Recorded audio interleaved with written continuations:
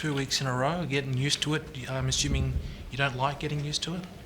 I don't want to get used to it too much, but I think it's great for us as a team to deal with those situations. I think, really similar to last week, the first half, the stats probably looked exactly the same. It was like 65-35% possession for long periods, and we made it pretty hard for ourselves. I thought we looked really tired in the first half because of that. We also had 3 games in 13 days, and defending 65% of possession in the first half just really put us under the pump. But some of our scramble efforts to just minimise the damage, I thought were outstanding. Kept us in the game, and at half time, I think it was awesome reference point to go back to last week and think about what we did there, and they did a great job in the second half. On one hand, is it as simple as getting more possession in the second half, or I look at the Brisbane game last week tonight, is the team learning things in defence and making adjustments on the run? Yeah, we had to make a few adjustments tonight. What we were doing with the ball in the first half was, how do I put it nicely? Shit house. But so we had to adjust that at half time, and I thought, the boys did a great job. Making those adjustments and then coming out in the second half and executing. Did you let them know at half time that it was house? Yeah. Kurt, how did you respond then? It's the first half. We just put too much pressure on ourselves early on there, and when you don't get that game cycle right, it makes it really hard towards the back end of halves to be able to attack well, because you've spent so much energy defending the whole first half there.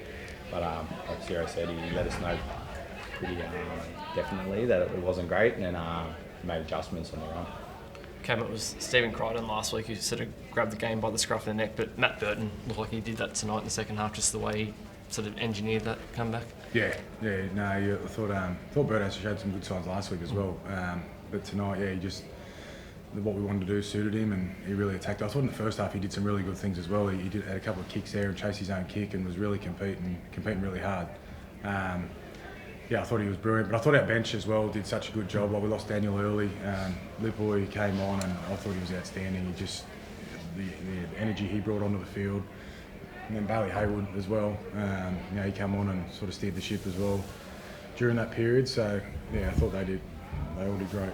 Cam, is it intentional for Burton not to go to that spiral bomb as much probably this year as he has done in the past? He went to it once tonight and it proved results, but is that intentional? He's got a licence to do it when he feels it's the right time, but a lot of the time we just want to control where we put the ball. He kicks that torpedo bomb great, but it's hard to control where it goes. And last year, probably 80% of the times we did it, we didn't get a result out of it. So he's got it up his sleeve for when he needs it, and he's got the licence there. He's starting to understand the flow of the game, the momentum of the game really well. And tonight, he realised that was the time when we needed it, and it was on, and he did a great job with it. I imagine it was quite deflating when you come back and then they score one of the greatest tries of all time.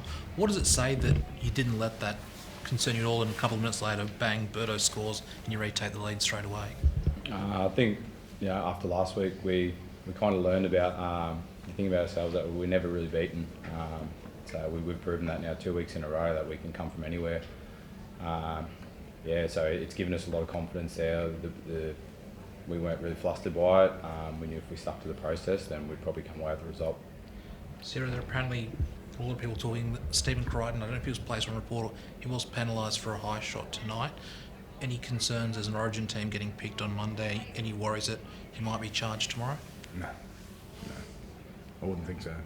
Judging by your faces, I don't think you think so. No. Can you expect to lose many to Origin? I mean, the man sitting next to you has been mentioned as well. And you've also got, some back row depth issues as well. How do you think the next couple of weeks is going to go? I hope I'm losing a few to Origin.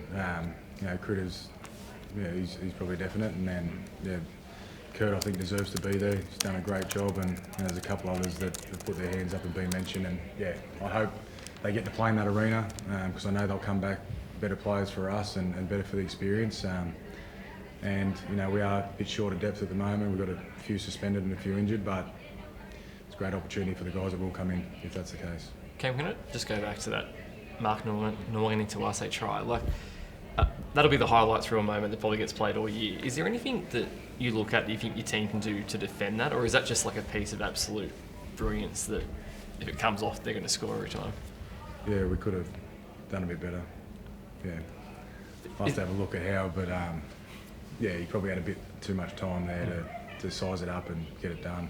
So we had a couple of chances to stop him there, didn't do it, but credit to him, that was a freaky try, and did awesome. Sorry, just how's Daniel? Yeah, Daniel's actually really good. Yeah. He knew exactly where he was. He knew what had happened, but he just stumbled. And the good thing is he's feeling really good in there. So obviously miss him next week, but he's done a great job for us so far. Another injury issues? No, all good. Cheers. Thank you. Thanks.